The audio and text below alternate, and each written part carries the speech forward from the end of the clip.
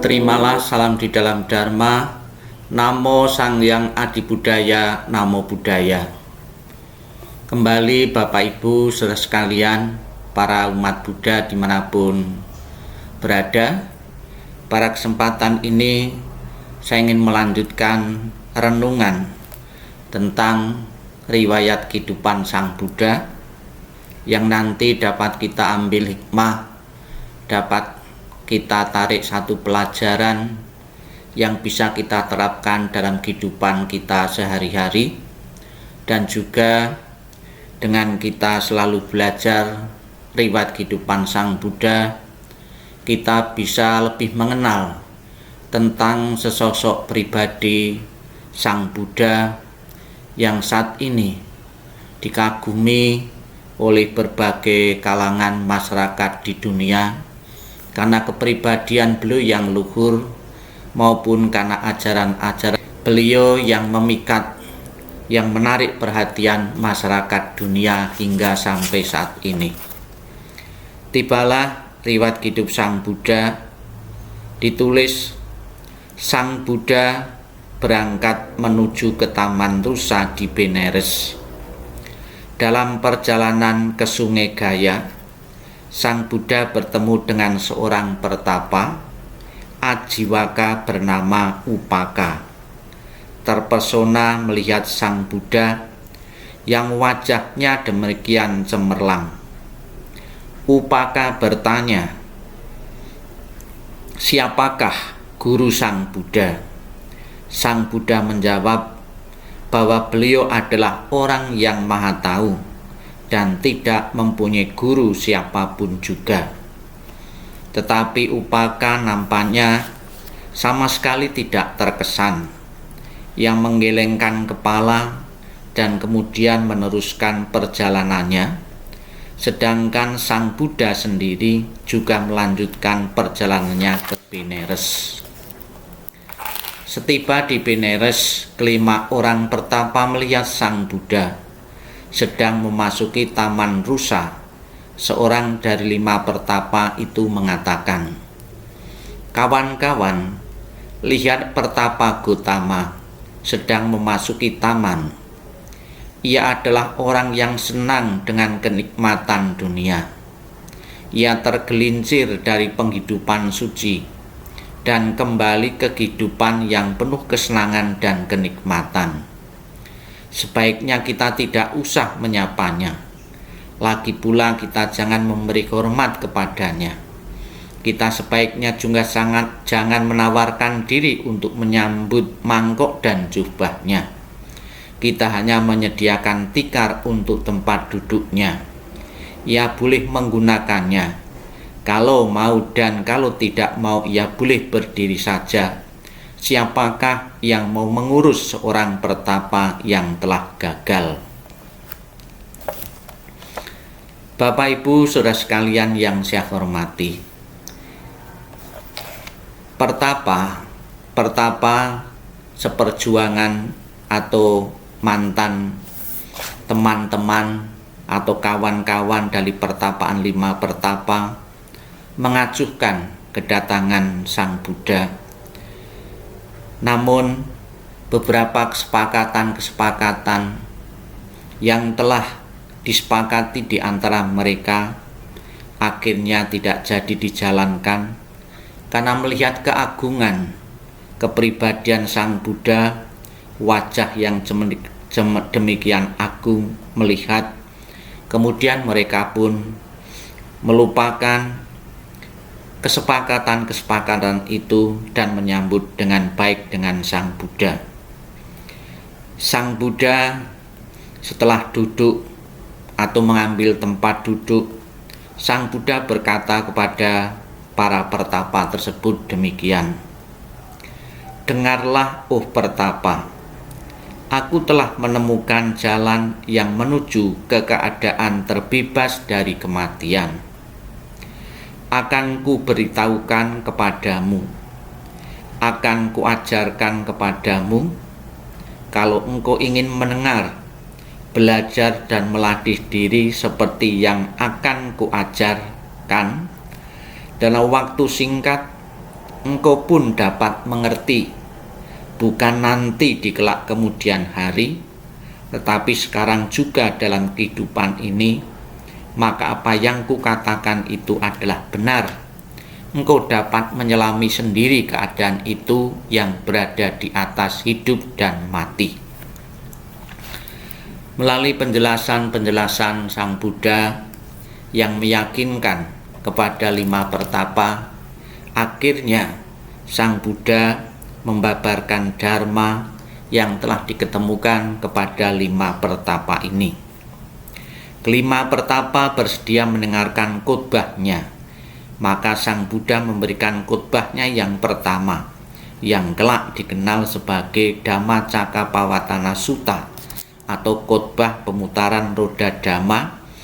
Khotbah pertama diucapkan oleh Sang Buddha tepat pada saat Purnama Sidhi di bulan Asalha atau Asada. Itulah Bapak Ibu riwayat kehidupan Sang Buddha yang dapat kita gali, dapat kita pelajari, yang nantinya hikmah-hikmah dapat kita ketemukan. Yang pertama, Bapak Ibu sekalian, Sang Buddha ketika perjalanan di Sungai Gaya, Sang Buddha bertemu dengan seorang pertapa Ajiwaka bernama Upaka. Mereka tidak merespon, mereka tidak tertarik kepada Sang Buddha. Sekalipun Sang Buddha telah mengatakan beliau adalah orang yang maha tahu. Ya.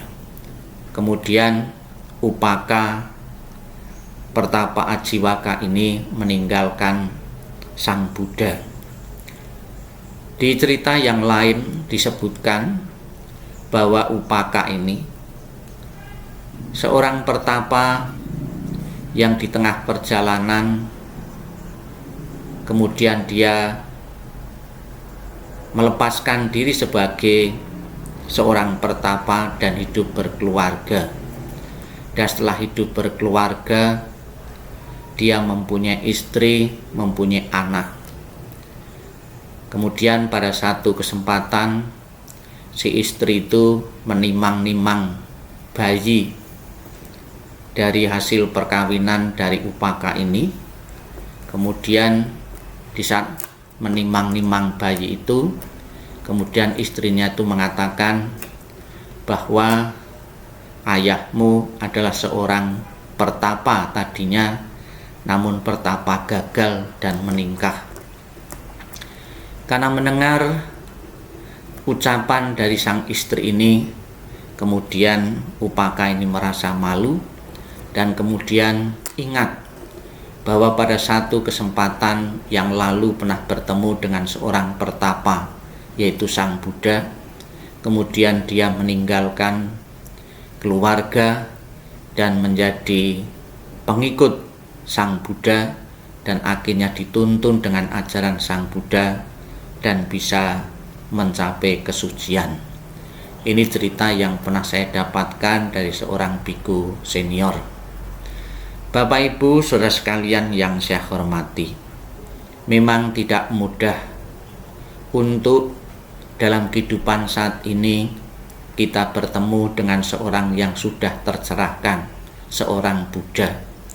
Tidak selamanya, sekalipun seorang guru telah mengaku bahwa dia maha tahu, seorang guru yang layak ajarannya jadikan penuntun dan petunjuk kehidupan, namun tidak selamanya langsung seseorang itu serta-merta mau mengikutinya, seperti apa yang dilakukan Upaka ini, karena beberapa faktor. Bapak Ibu saudara sekalian yang saya hormati, kembali pada cerita setelah Sang Buddha menemui 5 pertapa, kemudian bisa meyakinkan bahwa apa yang telah diketemukan oleh Sang Buddha benar-benar satu ajaran yang mencerahkan, yang sudah lama dicari, dan itulah sebagai jawaban tentang kehidupan ini, bahwa pencerahan agung memang benar-benar telah dicapai oleh Sang Buddha atau Pertapa Siddhartha. Ada beberapa hal yang dapat kita pelajari dari riwayat ini. Kenapa Pertapa Siddhartha bisa berhasil mencapai penerangan atau kebijaksanaan yang tertinggi? Yang pertama, dapat kita tarik satu pelajaran dari pribadi Pertapa Siddhartha. Pertapa Siddhartha berani keluar dari zona nyaman. Pertapa Siddhartha berani mencoba hal yang baru, berani mencoba meninggalkan kebiasaan-kebiasaan pertapaan yang sudah biasa, yang sudah lazim dilakukan oleh pertapa-pertapa pada masa itu, dan berani keluar dari zona nyaman dan mencoba metode yang baru. Bisa kita bayangkan apabila Pertapa Siddhartha pada waktu itu tidak berani mencoba hal yang baru, metode yang baru, keluar dari zona nyaman dan keluar dari kebiasaan pertapaan yang lazim pada waktu itu, saya yakin Pertapa Siddhartha tidak akan mencapai kebijaksanaan yang tertinggi atau penerangan agung atau menjadi Buddha. Karena beliau berani mencoba hal yang baru, itulah keberhasilan bisa diketemukan, keberhasilan bisa dicapai. Ini juga sebuah pelajaran bagi kita segenap umat Buddha dimanapun Bapak Ibu berada. Berani kita mencoba hal-hal yang baru, berani mencoba hal-hal yang belum pernah kita lakukan. Sekalipun mungkin hal yang baru, metode yang baru itu akan jadi bahan cemoohan orang, hinaan orang, karena kita belum menemukan keberhasilan. Namun perlu kita yakini, hal-hal yang baru di luar dugaan kita, di luar perkiraan orang banyak, tentunya seperti apa yang dicontohkan oleh Pertapa Siddhartha ini akan menemui keberhasilan yang gemilang yang tidak pernah diketemukan pertapa-pertapa di zamannya. Bapak Ibu Saudara sekalian yang saya hormati, kemudian kita juga bisa menarik satu pelajaran dari riwayat kehidupan Sang Buddha ini. Kenapa Sang Buddha atau Pertapa Siddhartha ini berhasil meyakinkan teman-temannya, kawan-kawannya yang tadinya acuh, yang tadinya tidak mempercayai, yang tadinya menganggap sepele? Pertapa Siddhartha ini akhirnya beliau bisa meyakinkan kepada kawan-kawannya bahwa apa yang telah dicapainya benar-benar kebijaksanaan yang tertinggi yang juga diinginkan oleh pertapa-pertapa kawan-kawannya ini. Ada beberapa kata sabda Buddha yang dapat kita simak ketika Sang Buddha berkata kepada pertapa-pertapa atau kawan-kawan seperjuangan beliau yang telah meninggalkan beliau. Dikatakan demikian, "Dengarlah, oh pertapa, aku telah menemukan jalan yang menuju keadaan terbebas dari kematian." Jalan yang terbebas dari kematian atau keadaan yang terbebas dari keadaan adalah nibbana. Akan ku beritahukan kepadamu, akan ku ajarkan kepadamu. Kalau engkau ingin mendengar, belajar dan pelatih diri seperti yang akan ku ajarkan dalam waktu singkat, engkau pun dapat mengerti, bukan nanti di kelak kemudian hari, tetapi sekarang juga dalam kehidupan ini, bahwa apa yang kukatakan itu adalah benar. Engkau dapat menyelamai sendiri keadaan itu yang berada di atas hidup dan mati. Sungguh sangat menarik Bapak Ibu sekalian, apa yang diajarkan oleh Sang Buddha ini kepada 5 pertapa ini, mengingatkan, meyakinkan bahwa ajaran yang telah diketemukan apabila dipraktekkan benar-benar dalam waktu singkat dalam kehidupan saat ini, itu bisa mencapai apa yang menjadi tujuan, yaitu nibbana. Kita bersama-sama dapat menyimak sabda-sabda Buddha ini. Bagi mereka yang mau mendengar, bagi mereka yang mau belajar, dan bagi mereka yang melatih diri, yang diajarkan oleh Sang Buddha dalam waktu singkat dalam kehidupan saat ini, ya, bisa mencapai tujuan atau mencapai kebahagiaan yang tertinggi, yaitu nibbana.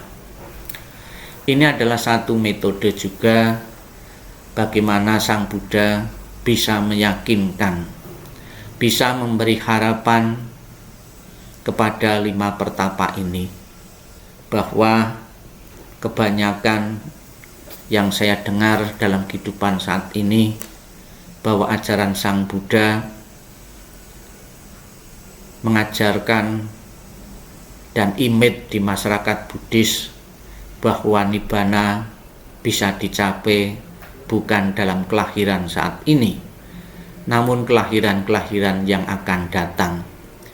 Bahkan ada beberapa teori seorang yang mencapai kesucian tingkat pertama Sotapanna, dia masih harus mengalami kelahiran-kelahiran beberapa kali lagi. Dan juga image di masyarakat Buddhis rasanya sulit ajaran yang luhur seperti ajaran Sang Buddha dalam kehidupan saat ini bisa segera menjadi kenyataan, segera bisa mencapai cita-cita, yaitu mencapai nibbana. Jawaban Sang Buddha atau sabda Buddha yang diutarakan kepada 5 pertapa ini adalah sebuah jawaban yang memberikan harapan positif kepada kita.